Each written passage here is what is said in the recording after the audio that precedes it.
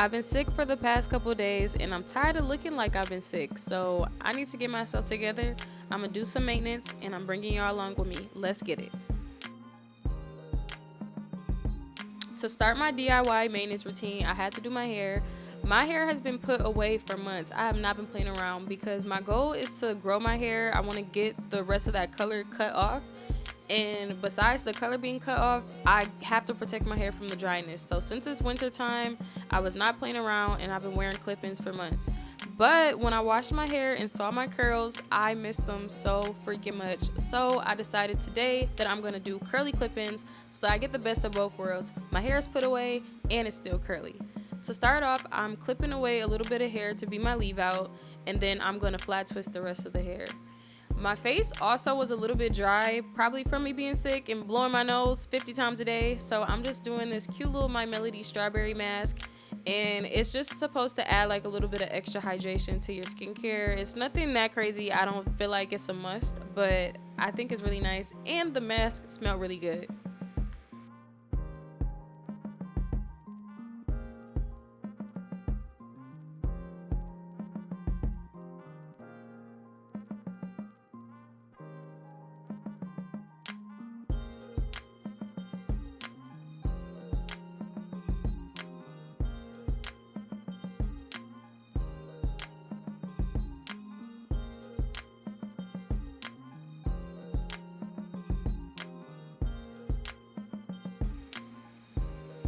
To prep my hair for flat twists, I really like to just go in and detangle all the sections all at once just to minimize the amount of time that I'm combing my hair. Combing can just be so time consuming, I just don't have time for it. So I just added all my conditioners and a bit of hair butter just to make sure that my twists are nice, juicy, and moisturized underneath the cap.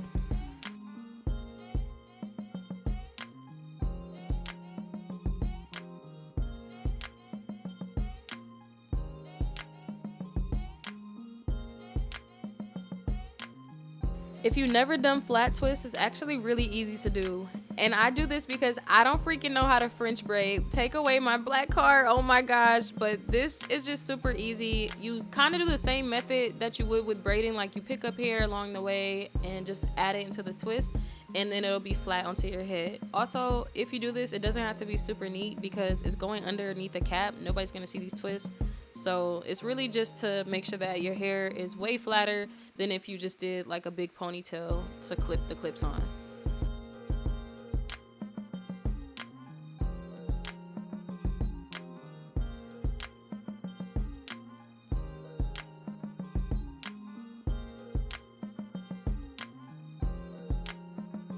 A quick little pro tip when doing flat twists to have a wig application or clip-on applications where you want the hair to be flat is to do a lot of twists or do as many as you can. I think I did 4 or 5 on each side, which is pretty flat for clip-ins, just because you don't want it to be super bulky and bulgy. And I know that braids will lay a lot flatter than a flat twist, but this is flat enough for what we need.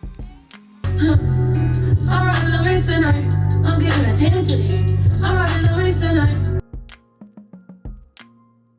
Okay, then we got our whole head twisted. It actually looks really good. When I turned around, I'm like, oh, I didn't know I actually did them a little bit neat. So they don't have to be neat, but I'm glad that mine came out a little cute. So then I'm gonna take off my little face mask and rub in any extra serum into my skin just so I can get all the hydration I need. My skin looks a lot more glowy now, so love it.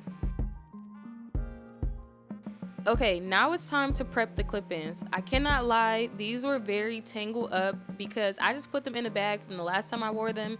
They're just some random Amazon clip-ins. I will link them down below if you're interested in them. They are pretty nice quality, but the tangling is very crazy. So in order to make them wearable, I have to drown them in water, add all my conditioners, leave-in butters, and stuff like that, and make sure I really go in and detangle them.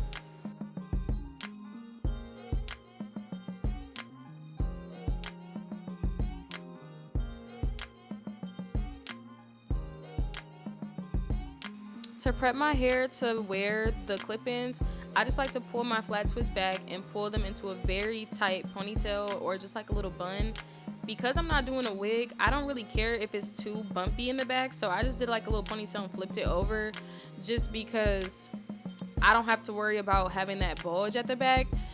And plus, I'm doing curly clip-ins, so I kind of want the volume in my hair because my natural hair is really big, so I like when the clip-ins look big too. And I feel like having that little bump kind of helps just lift it off the scalp a little bit. I don't know if that's like a fact, but that's just personally how I do it.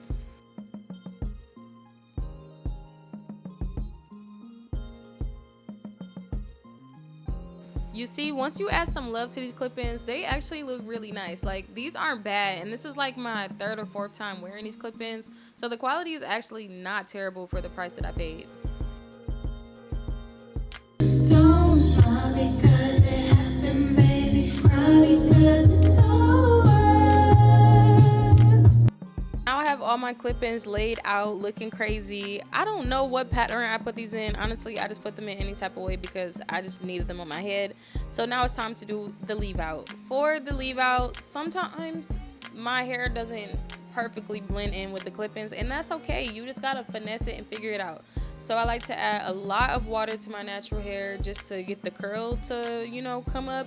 Add some more leave-in conditioner, and then my secret to getting my hair to blend with this curl in particular is to use just a little tiny bit of edge gel, and it kind of just weighs my hair down a little bit so that it matches the curl pattern.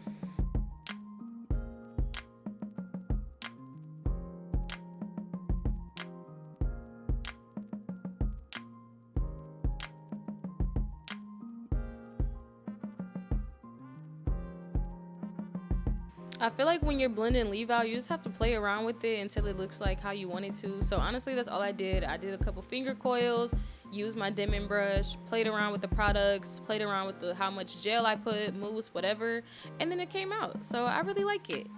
So the next DIY little maintenance thing that we're gonna do is my eyebrows. I love having bleached brows. It's one of my little favorite things to do to kind of make up my face in a fun way. So that's what I'm gonna do today.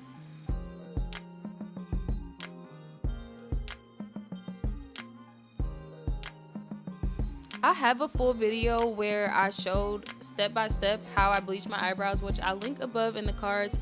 But just to give a quick synopsis, because you're on this video right now, I like to prep my eyebrow area with some Aquaphor or Vaseline, whatever you have, just to protect my skin, because that junk can burn, and I have really sensitive skin. I'm not trying to deal with that.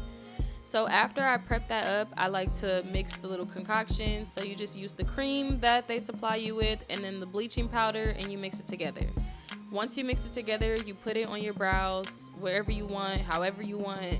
Wherever you're trying to lighten, put that junk on there, and then you let it sit for 10 to 20 minutes on the first round.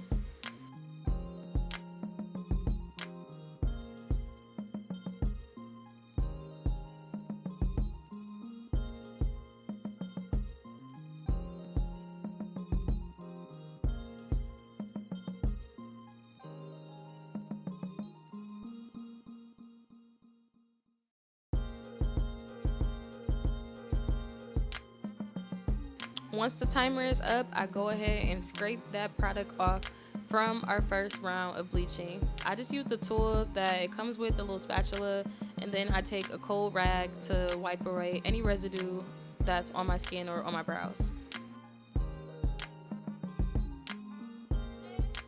And then I go in for another round. I think this day I did 3 rounds. I didn't show all 3, but I think I definitely did 3 just to get the desired color. And then once I get the color that I'm looking for, I go ahead and clean everything off with my cold rag.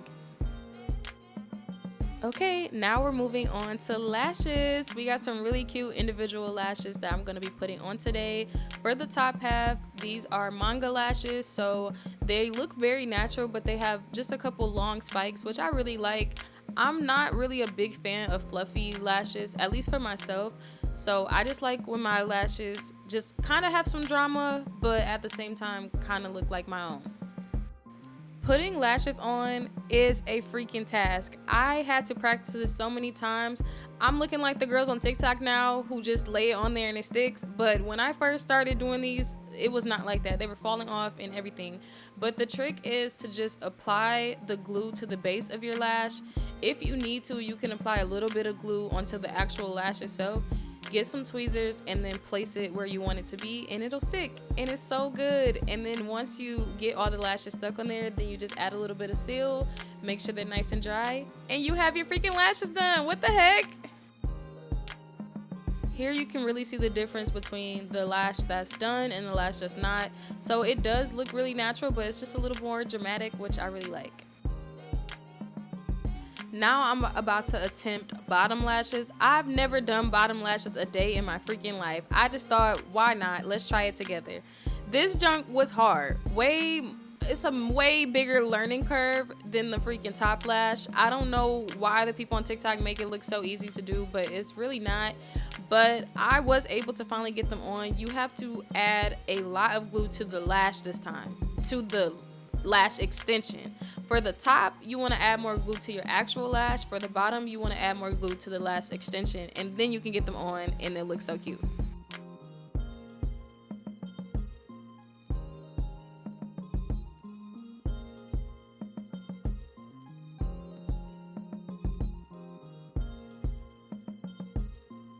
These came out so freaking cute. Like, it's super dramatic for me, but I love it. Like, what the freak? I want to do these every freaking day now. The final boss of my maintenance routine is my nails. I love having long nails, cute nails, whatever it is, I love having a nail. So of course I had to do my nails, but I had to do them last because nails be getting in the way of every other little maintenance thing that we got going on. I also have a video that I'll include up in the cards of how to apply press-on nails. There's multiple ways I do this, but today I did the glue method, and I'll link what glue I use because it's strong. It has a nice hold to it. Aside from the glue, the key to having long wear press-on nails is to really be patient and prep. So you saw I pushed my cuticles down, I clipped my nails, I filed my nails, I'm buffing them, and I'm doing everything that I need to do to make sure that the nails actually last a long time. The glue obviously is gonna help, but you need to have very clean nails.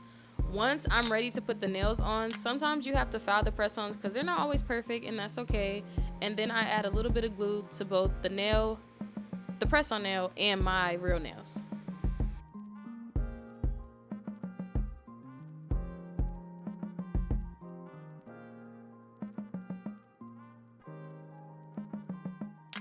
Make sure you press and hold that nail for at least 30 seconds just to make sure it's actually glued down for real.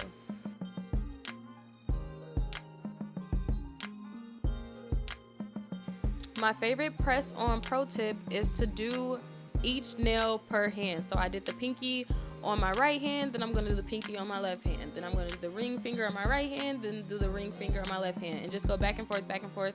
It makes the application process super easy so that your nails can look like this. Once my nails are on and everything is looking cute, everything is glued down very well, I like to go in with some oils on my cuticles, and then of course some hand lotion, because we can't be having dry hands when we looking this good. And that's my full little DIY maintenance routine. I feel like everything came out super cute, and we got to do this again. Let me know what other maintenance I can do myself. Like, I'm trying to do everything at home, period. All right, I love y'all. Bye. Thanks for watching.